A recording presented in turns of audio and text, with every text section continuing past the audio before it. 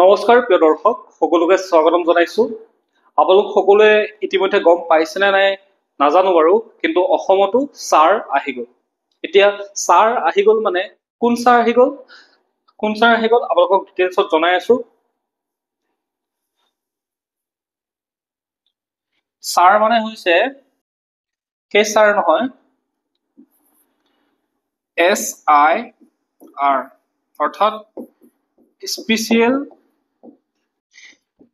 Intensive revision.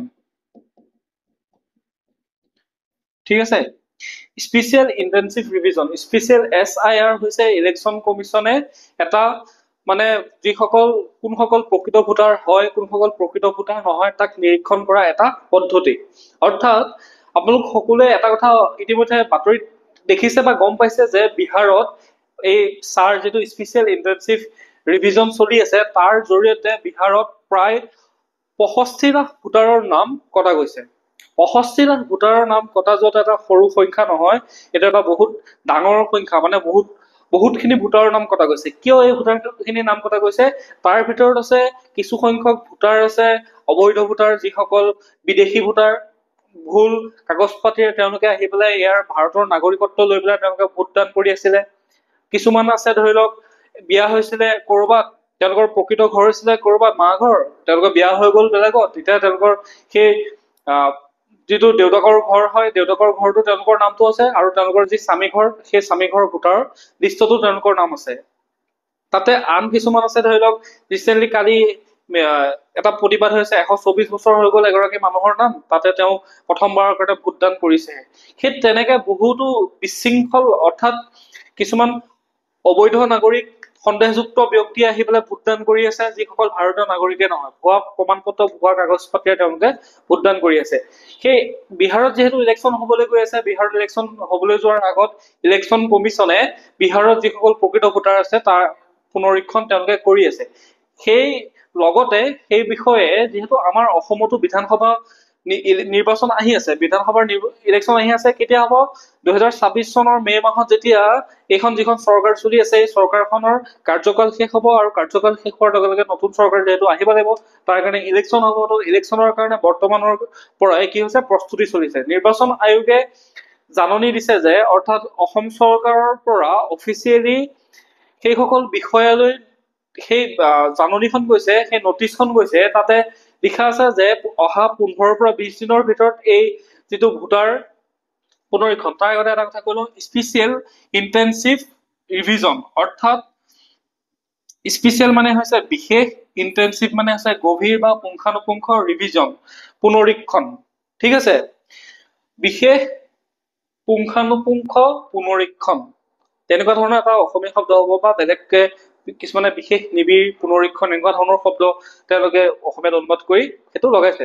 তো main কথাটো হ'ল কি, যিসকল কৈছোৱে প্ৰকৃত আপুনি এজন ভাৰতীয় যদি নাগৰিক হয়, আপুনি প্ৰকৃত ভোটাধিকাৰ ভোট দিয়াৰ অধিকাৰ আপোনাৰ আছে নে নাই, প্ৰকৃত ভাৰতীয় নাগৰিক হয় নে নহয়, সেইখিনি নিৰীক্ষণ কৰিবৰ কাৰণে কি হৈছে, এই SIR অনা হৈছে। এতিয়া এই SIR কাৰণে তাতে যিখন তেওঁলোকে নটিচ দিছে, সেই নটিচখনত কিছুমান বিশেষ ডকুমেণ্ট বিচাৰিছে। তাৰ ভিতৰত 11খন ডকুমেণ্ট আছে। সেই 11খন ডকুমেণ্টছ থকাৰ ফলত আপোনালোকৰ যিসকলৰ এই নিৰীক্ষণ কৰা হ'ব, সেই নিৰীক্ষণত 11খন ডকুমেণ্টছ বিচাৰিছে। সেই 11খন ডকুমেণ্টছৰ ভিতৰত যিকোনো এখন হ'লে আপুনি এজন প্ৰকৃত ভোট দিয়া ব্যক্তি বা এজন প্ৰকৃত ভাৰতীয় নাগৰিক হিচাপে আপুনি সেইটো ইলেকশ্যন কমিশনৰ ওচৰত প্ৰমাণ কৰিব পাৰিব, আৰু তেওঁলোকক সেই প্ৰমাণ দিয়াৰ পিছত আপুনি ভোটাধিকাৰ সাব্যস্ত কৰিব পাৰিব। কথাটো হ'ল কি ডকুমেণ্টছ বিচাৰিছে, সেই 11খন ডকুমেণ্টছৰ ভিতৰত আপোনাৰ যিকোনো এখন ডকুমেণ্টছ আপোনাৰ থাকিব লাগিব, আৰু সেই কি ডকুমেণ্টছ বিচাৰিছে সেইখিনি আপুনি পোনপ্ৰথমে সেই ডকুমেণ্টছখিনি যোগাৰ কৰি লওক, ৰেডি হওক, নহ'লে বাংলাদেশী হ'ব লাগিব, এনেকুৱা ধৰণৰ কথা। এইটো বাৰু মই ধেমালি কৈছো, কিন্তু আপুনি যদি প্ৰকৃত ভাৰতীয় নাগৰিক হয় এই ডকুমেণ্টছখিনি আপুনি দিব লাগিব, তেতিয়াহে আপুনি ভোটাধিকাৰ সাব্যস্ত কৰিব পাৰিব। ঠিক আছে, প্ৰথমটো ডকুমেণ্টছ হৈছে যিকোনো কেন্দ্ৰীয় চৰকাৰ, ৰাজ্য চৰকাৰ, ৰাজহুৱা খণ্ডৰ উদ্যোগ, PSU নিয়মীয়া কৰ্মচাৰী পেঞ্চনভোগীক জাৰি কৰা যিকোনো পৰিচয় পত্ৰ, পেঞ্চন পেমেণ্ট অৰ্ডাৰ, অৰ্থাৎ any identity card, pension payment order issued to regular employee pensioners of any central government or state government or PSU. Public sector undertaking. তো আপুনি যদি ভাৰত চৰকাৰৰ এজন যদি কৰ্মচাৰী হয়, ভাৰত চৰকাৰৰ যিকোনো বিভাগত যদি আপুনি চাকৰি কৰি আছে বা তাৰ পৰা যদি আপুনি পেঞ্চন পাই আছে, আপুনি যদি অসম চৰকাৰৰ এজন কৰ্মচাৰী হয়, অসম চৰকাৰৰ হেৰিৰ পৰা পেঞ্চন পাই আছে অসম চৰকাৰৰ পৰা, তাৰ লগতে আপুনি যদি পাব্লিক ছেক্টৰ আন্ডাৰটেকিং যিবিলাক উদ্যোগ আছে তাৰ পৰাও যদি আপুনি তাৰো যদি এজন কৰ্মচাৰী হয়, অৰ্থাৎ আপুনি যদি কৰ্মচাৰী হওক বা আপুনি পেঞ্চনাৰে হওক, কৰ্মচাৰী হলে আপোনাৰ আইডেন্টি কাৰ্ডখন থাকিব, সেইটো আপুনি সকলোৱে জানে। এখন আইডেন্টি কাৰ্ড আপোনাক দিয়া হৈ থাকিব, সেই আইডেন্টি কাৰ্ডখন আপোনাৰ প্ৰমাণ পত্ৰ হিচাপে ভেলিড হ'ব। লগতে যিসকলে ৰিটায়াৰ্ড হ'ল তেওঁলোকৰ কাৰণে PPO পেঞ্চন পেমেণ্ট অৰ্ডাৰ যিখন বুক থাকে, এখন বুক দিয়ে, সেই বুকখন আপোনাৰ কি হ'ব, ভেলিড ডকুমেণ্ট হিচাপে ইলেকশ্যন কমিশনে একচেপ্ট কৰিব। ঠিক আছে, 1 নম্বৰ ডকুমেণ্ট হ'ল, ক্লিয়াৰ হ'ল।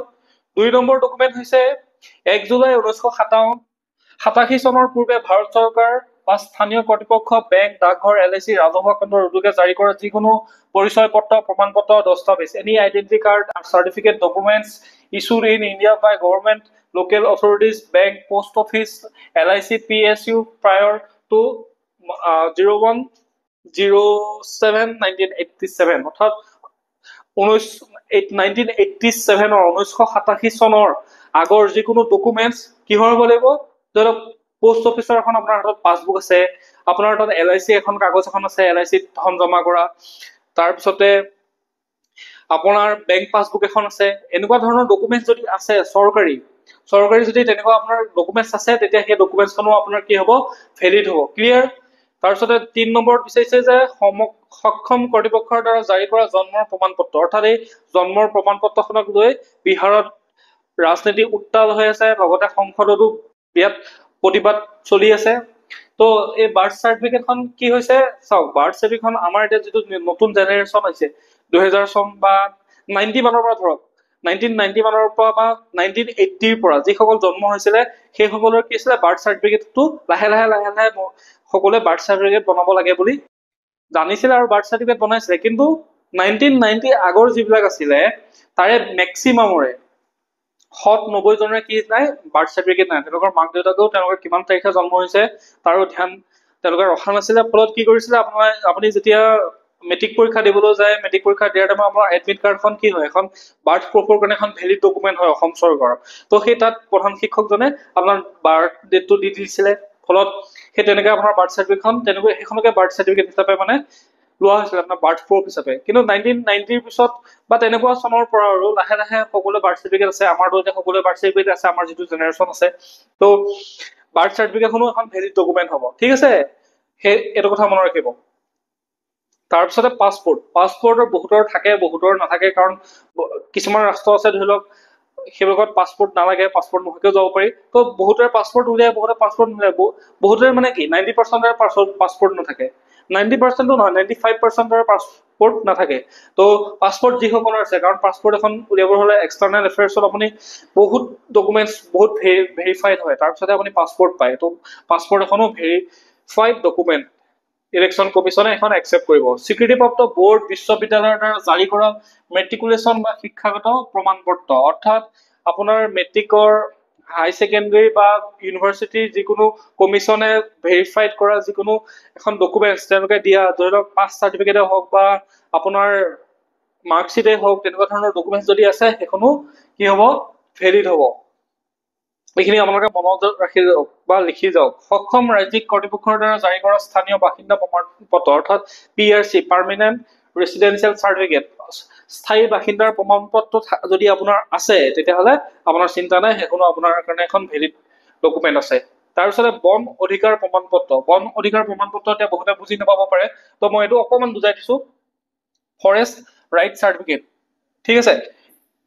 2006 চনত কি হৈছিলে, 2006 চনত এখন এক্ট আহিছিলে, 2006 চনত এখন আহিছিলে ফৰেষ্ট ৰাইট এক্ট, অৰ্থাৎ আমাৰ যিসকল ট্ৰাইবেল লোক আছে সেই ট্ৰাইবেল লোকসকলে বিশেষকে তেওঁলোক ক'ত থাকে, এনেকুৱা ধৰণৰ সেই যিবিলাক লোক পাহাৰীয়া বা ট্ৰাইবেল লোকসকলে য'ত তেওঁলোকে এনেকুৱা বনাঞ্চল বা ফৰেষ্টৰ কাষত তেওঁলোকে বসবাস কৰে।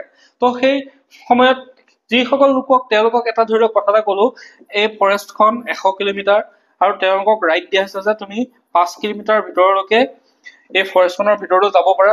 মইতো যাব নোৱাৰিম, মোক গ'লেতো চোৰাং চিকাৰী বুলি ধৰি লওক গ্ৰেপ্তাৰ কৰি দিব বা গুলিয়াই দিব, কিন্তু সেইসকল লোকৰ তাত যোৱাৰ অধিকাৰ আছে, কাৰণ তেওঁলোকে ফৰেষ্টখন বেছি সুৰক্ষিতহে কৰি ৰাখে। বহুতে ভাবে যে তেওঁলোকে তাৰ পৰা গছনি কাটি ফৰেষ্টখন ধ্বংস কৰে বুলি, কিন্তু সেইটো পিছত এইটো ভুল প্ৰমাণিত হ'ল যে তেওঁলোকে ফৰেষ্টখন বেছি সুৰক্ষিত কৰি ৰাখে।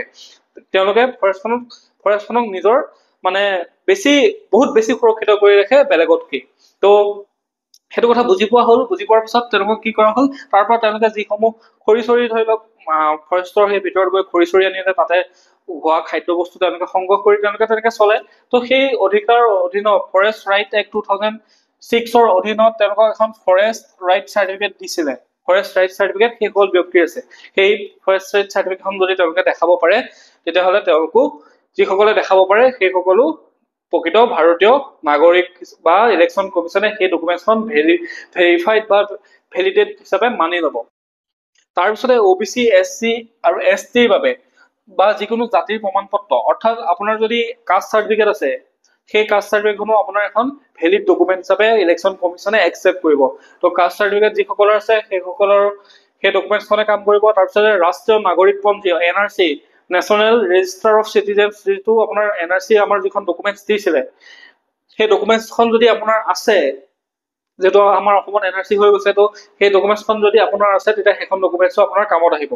তাৰপিছতে 10 নম্বৰ ডকুমেণ্টছখন হৈছে ৰাজ্য স্থানীয় কৰ্তৃপক্ষৰ দ্বাৰা প্ৰস্তুত কৰা পৰিয়াল পঞ্জী, অৰ্থাৎ ফেমিলি ৰেজিষ্টাৰ। এই ফেমিলি ৰেজিষ্টাৰখন আমাৰ অসমত আছে নাই মই গম নাপাওঁ, মই এই কাগজখনৰ নাম মানে তেনেকে শুনা নাই, কিন্তু এই ডকুমেণ্টছখন উত্তৰ প্ৰদেশ এনেকুৱা ৰাজ্য 2-এখনত এই ডকুমেণ্টছখন আছে, ফেমিলি ৰেজিষ্টাৰ। তাত নতুনকে এইবিলাক তেওঁলোকে আৰম্ভ কৰিছে। এই ফেমিলি ৰেজিষ্টাৰখন যদি আপোনাৰ আছে, তেতিয়াহ'লে এইখনো এখন ভেলিড ডকুমেণ্ট হিচাপে ইলেকশ্যন কমিশ্যনে একচেপ্ট কৰিব। কিন্তু এখন বহুতৰে নাই, মানে এখন নাইয়ে যেন মোৰ অনুভৱ হয়। এখন নহ'লেও হ'ব, 11খনৰ ভিতৰত এখনহে লাগে আপোনাক। তাৰপিছত চৰকাৰৰ দ্বাৰা জাৰি কৰা যিকোনো জমি ঘৰ বিতৰণৰ প্ৰমাণ পত্ৰ, অৰ্থাৎ আপুনি যদি এজন ভাৰতীয় নাগৰিক হয়, আপোনাৰ ইয়াতো মাটি বাৰী থাকিব। তো মাটি বাৰী থাকিলে আপোনাক চৰকাৰে এখন আপোনাক দলিল দিছে, মাটিৰ আপোনাৰ দলিল আছে, তো দলিলখন কি হ'ব, এখন ভেলিড ডকুমেণ্ট হ'ব। ঠিক আছে, প্ৰথম কথাটো হ'ল কি, এতিয়া আপোনালোকে কথাখিনি বুজি লওক ধুনীয়াকে। মই কথাখিনি চামাৰাইজ কৰিছো। 1 নম্বৰ কথাটো হ'ল, যিখিনি ডকুমেণ্টছ বিচাৰিছে, সেই ডকুমেণ্টছখিনি যিখিনি ডকুমেণ্টছ বিচাৰিছে, এই 11খন ডকুমেণ্টছৰ ভিতৰত এখন হ'লেই হ'ল আপোনাৰ। এই 11খনৰ ভিতৰত আপুনি এখন নালাগে, 2-3খনো বা 4খনো আপোনাৰ থাকিব পাৰে, 5খন ডকুমেণ্টছো আপোনাৰ নামত থাকিব পাৰে। তো ন' প্ৰব্লেম, আপুনি 2-3খন যেইখন পাৰে ৰেডি কৰি ৰাখক। ঠিক আছে, এখনহে ৰেডি কৰিব দিছে বুলি এখনকে থৈ নিদিব, কিবা কাৰণত প্ৰয়োজন হ'ব পাৰে। তো 2-3খন ডকুমেণ্টছ ধুনীয়াকে ৰেডি কৰি ৰাখক। 2 নম্বৰ কথাটো হ'ল যে ইলেকশ্যন কমিশ্যনে কৈছে যে কেইখনমান ডকুমেণ্টছ মানে ইনভেলিড, এইকেইখনক ইলেকশ্যন কমিশ্যনে ডকুমেণ্টছ হিচাপে একচেপ্ট নকৰে, যে ভোটাধিকাৰ সাব্যস্ত কৰাৰ কাৰণে প্ৰকৃত ভাৰতীয় নাগৰিক হয় নে নহয়, এই ক্ষেত্ৰত ইলেকশ্যন কমিশ্যনে কি কৰিব, সেইকেইখন ডকুমেণ্টছক একচেপ্ট নকৰে। তাৰ ভিতৰত কোনকেইখন ডকুমেণ্টছ আপোনালোকে চাই লওক। এখন হৈছে আপোনাৰ আধাৰ কাৰ্ড, এখন হৈছে আপোনাৰ ভোটাৰ কাৰ্ড, এখন হৈছে আপোনাৰ ভোটাৰ, তাৰপিছতে এখন হৈছে ৰেচন। ঠিক আছে, আধাৰ কাৰ্ড, ভোটাৰ কাৰ্ড আৰু ৰেচন কাৰ্ড, 3খন ডকুমেণ্টছ কি কৰিছে ইলেকশ্যন কমিশ্যনে এইখন ইনভেলিড বুলি কৈছে। সেই যিখিনি মানে এজন প্ৰকৃত ভাৰতীয় নাগৰিক হ'বৰ কাৰণে যিটো ডকুমেণ্টছৰ প্ৰয়োজন, এই ডকুমেণ্টছ কেইখনক ইলেকশ্যন কমিশ্যনে একচেপ্ট নকৰে। ইয়াক লৈ পেলাই উচ্চতম ন্যায়ালয়ত গৈ পেলাই ডাঙৰ কেছো হৈ গ'ল। প্ৰথমতে উচ্চতম ন্যায়ালয়ে কি কৈছিলে, কিয় নহ'ব বুলি কুৱেশ্যন কৰিছিলে। এইখনটো চৰকাৰে যিহেতু দিছে, চৰকাৰে দিয়া ডকুমেণ্টছটো কি কাৰণে ইনভেলিড হ'ব। কিন্তু পিছত এতিয়া উচ্চতম ন্যায়ালয়েও লাহেকে কি হৈছে, কথাটো উল্টা হৈ গ'ল। উচ্চতম ন্যায়ালয়েও ইলেকশ্যন কমিশ্যনৰ সৈতে সহমত হ'ল। এইখন কি কৈছে, কি বুলি ক'লে, এইকেইখন হৈছে পৰিচয় প্ৰমাণ পত্ৰ, আইডেন্টিটি প্ৰুফ। এইকেইখন আপুনি যে এজন ভাৰতীয় নাগৰিক, ইণ্ডিয়ান চিটিজেন হয়, তাৰ প্ৰমাণ পত্ৰ নহয়, এইখন আপোনাৰ আইডেন্টিটিটো প্ৰুফ কৰিবৰ কাৰণেহে এইকেইখন ডকুমেণ্ট। ঠিক আছে, এইকেইখন আপোনাক একচেপ্ট নকৰে। এইকেইখনত আছে যদি এইকেইখনক ধুনীয়াকে বাকচত ভৰাই থৈ দিয়ক, এইখন আপোনাক নলয়। তাৰপিছতে 3 নম্বৰ কথাটো হ'ল কি, 3 নম্বৰ কথাটো মেইন ইম্পৰ্টেণ্ট কথাটো, গোটেইকেইটা ইম্পৰ্টেণ্ট কথা। 3 নম্বৰ কথাটো হ'ল কি, 2005 চনৰ যিখন ভোটাৰ তালিকা প্ৰস্তুত হৈছিলে, যিখন ভোটাৰ তালিকা 2005 চনত প্ৰস্তুত হৈছিলে, আমাৰ মা দেউতাহঁতৰ নাম থকা যিখন ভোটাৰ তালিকা আছিলে, সেই ভোটাৰ তালিকাত নাম থকা ব্যক্তিসকলৰ ইয়াত ভেৰিফাইড নকৰে। সেইসকল অলৰেডি ইলেকশ্যন কমিশ্যনে কি কৈছে, ইলেকশ্যন কমিশ্যনে কৈছে যে 2005 চনত যিখন ভোটাৰ তালিকাৰ আমি বনাইছিলো, সেইখন লিগেল হয়, সেইখন অথৰাইজ হয়, আৰু সেইখন থকা যিসকল ভোট দিয়া ব্যক্তি আছে সেইসকল ব্যক্তি ভেলিডেট অৰ্থাৎ সেইসকল ব্যক্তিয়ে প্ৰকৃত ভাৰতীয় নাগৰিক বুলি ইলেকশ্যন কমিশ্যনে মানি লৈছে বা ইলেকশ্যন কমিশ্যনে সেইসকলক ভোট দিয়াৰ অধিকাৰ তেওঁলোকৰ আছে বুলি সেইখন এখন ভেলিড ডকুমেণ্ট হিচাপে ইলেকশ্যন কমিশ্যনে কৈছে। কিন্তু 2005 চনৰ পিছত যিবিলাক ভোটাৰ তালিকা আছে, আমাৰতো এতিয়া নামবিলাক 2005 চনৰ পিছতহে ভোটাৰ তালিকাবিলাকত নাম আছে। আমি কি কৰিব লাগিব বা আমাতছে ডাঙৰ এজ সকলেও কৰিব লাগিব, মই সেই অংকটো বুজাই দি আছো আপোনালোকক। সকলোৱে কি কৰিব, এই কাগজখিনি ডকুমেণ্টছ খিনি দিব লাগিব। তো 2005 চনত যদি আপুনি যদি ভোট দিয়াৰ অধিকাৰ পাইছিলে, আপোনাৰ যদি ভোটাৰ লিষ্টত নাম সোমাইছিলে, তেতিয়াহ'লে আপোনাৰ এজ কিমান হ'ব? 18 বছৰ। 18 বছৰ হলেহে আপুনি ভোট দিব পাৰে। 18 বছৰটো জাষ্ট এটা এভাৰেজে ধৰা গৈছে। এতিয়া আপোনাৰতো আপুনি 20 বছৰতো ভোটাৰ তালিকাত নাম সোমাইছে, আপুনি 22 বছৰতো ভোটাৰ তালিকাত নাম সোমাইছে, আপুনি 24 বছৰতো সোমাইছে। যেতিয়া ইলেকশ্যন আহিছে সেইটো সময়তহে আপোনাৰ এনেকুৱা ধৰণৰ নাম ভোটাৰ লিষ্টত নাম সোমোৱা কাম কাজবিলাক চলে। তো এই 18টো যদি আপুনি 2005 চনৰ পৰা মাইনাছ কৰি দিয়ে, তেতিয়াহ'লে 1987 আহি যায় আপোনাৰ জন্ম তাৰিখ। এভাৰেজ ধৰিছো, আপোনাৰ এভাৰেজ ধৰিছো 18টো যদি মাইনাছ কৰি দিয়ে 1987 আহি যায়। কি হ'ব? 1987ত আপুনি জন্ম হ'ব লাগিব 2005 চনৰ ভোটাৰ তালিকাখনত আপোনাৰ নাম থাকিবৰ বাবে। এতিয়া 1987ত যদি জন্ম হ'ব লাগে, মইতো কৈছোৱেই 22 লাখ কোনোবাই 18 বছৰতে নামটো সোমাই দিছে। কিছুমানৰ 20ও আছে, 22ও আছে, 24ও আছে। ঠিক আছে, তো সেইসকলৰতো নাম ইয়াত 2005 চনৰ নামটো সোমাইছিলে। তো সেইসকলে কি হ'ব, অকল 87 নহয়, হয়তো বহুতৰে 1980ত জন্ম হোৱা সকলৰো কি হ'ব, ডকুমেণ্ট ভেৰিফাই হ'ব। 1982ত জন্ম হোৱা সকলেও, 81ত জন্ম হোৱা সকলেও, 1979ত জন্ম হোৱা সকলেও, 1976ত জন্ম হোৱা সকলেও কি কৰিব লাগিব, ডকুমেণ্টছ ভেৰিফাই কৰিব লাগিব। ডকুমেণ্টছ ভেৰিফাই কিহৰ ভিত্তিত হ'ব? ইলেকশ্যন কমিশ্যনে চাব যে আপোনাৰ নামটো 2005 চনৰ ভোটাৰ তালিকাখনত আছে নে নাই। যদি আপোনাৰ নামটো নাই, তেতিয়াহ'লে আপুনি কি কৰিব লাগিব, ভেৰিফাইড কৰিব লাগিব। আমাৰ মা দেউতাহঁতৰ সেই সময়ত কি থাকিব, ভোটাৰ তালিকাত নাম থাকিব, কিন্তু তাৰ পিছৰ জেনেৰেশ্যনটোতো নাম নাই। আমাৰ মা দেউতাহঁতৰ পিছৰ জেনেৰেশ্যনটোৰ কি হ'ব, নাম থাকিলেও পিছৰ ওলোৱা ভোটাৰ লিষ্টতহে নাম আছে। যিহেতু কি কৰিছে, বিহাৰত 2003 চনৰ ভোটাৰ লিষ্টখনৰ ওপৰত ভিত্তি কৰি নাম ভৰ্তি কৰিছে, আৰু তাতে কিমান লাখ ভোটাৰ নাম কটা গ'ল, 65 লাখ। আমাৰ অসমতো প্ৰায় 40 লাখ, 30 লাখ, 35 লাখ ভোটাৰৰ নাম কটা যাব। তো সেই যদি নিজকে যদি মানে বিদেশী প্ৰতিপন্ন কৰিবলৈ মন নাই, আৰু নিজকে যদি এজন প্ৰকৃত যদি আপুনি ভাৰতীয় নাগৰিক হয়, তেতিয়াহ'লে আপোনাৰ ডকুমেণ্টছ খিনি আছে। আমাৰতো কিহৰ টেনশ্যন, আমাৰ গোটেই ডকুমেণ্টছ আছে। তো ডকুমেণ্টছ খিনি ৰেডি কৰি ৰাখক। BLO ব্লক লেভেল অফিচাৰ, অৰ্থাৎ ব্লকৰ পৰা এজন অফিচাৰ আহিব, ব্লক লেভেলৰ এজন বিষয়া আহিব, আৰু বিষয়া আহিব জিলা পৰ্যায়ৰ বিষয়া আপোনাৰ ঘৰত আহিব, আপোনাৰ ডকুমেণ্টছ চাব। আপোনাৰ সেই 11খন ডকুমেণ্টছৰ গোটেইকেইখনৰ ভিতৰত 11খনৰ এখন ডকুমেণ্টছ আপুনি ৰেডি কৰি ৰাখিব। এই এখন ডকুমেণ্টছ অকল ৰেডি কৰি ৰাখিব, তাৰ লগত 2-3খন আনুষংগিক ডকুমেণ্টছ ইয়াত দিয়া, সেই 2-3খন ডকুমেণ্টছ ৰেডি কৰি ৰাখিব। যদি সোধে বোলে যি সোধে আৰু আপুনি একদম খপ গোটেই ডকুমেণ্টছ উলিয়াই দিব, বিন্দাছ, টেনশ্যন নাই। তো এইখিনি মই আপোনালোকক আপডেট কৰিলো। তো এইখিনি বিষয়ে যদি আপোনালোকে এনেধৰণৰ আপডেটসমূহ পাই থাকিব বিচাৰে, এনেধৰণৰ কথাসমূহ যদি জানি থাকিব বিচাৰে, তেতিয়াহ'লে আমাৰ চেনেলটো ছাবস্ক্ৰাইব কৰি লওক, লগতে নটিফিকেশ্যন বেল আইকনটো প্ৰেছ কৰি লওক, আৰু ভিডিঅ'টো এটা লাইক কৰিব যদি ভাল পাইছে। লগতে আমাৰ চেনেলটো আপোনালোকে ভিজিট কৰিব। আমি ডেইলি নিউজৰ ভিডিঅ' দিওঁ, যিসমূহ গুৰুত্বপূৰ্ণ বিষয় হয়, যিসমূহ ডেইলি যিখিনি বিষয় আপুনি জানিব লাগে। কিছুমান মাৰা কাটা নিউজ আমি এইবিলাক ইয়াত এড নকৰোঁ। যিটো বিষয় আপোনাৰ গুৰুত্বপূৰ্ণ হয়, সেই বিষয়টোৰ ওপৰত আমি আপডেট দি থাকোঁ। তো চেনেলটো ছাবস্ক্ৰাইব কৰিব। ধন্যবাদ।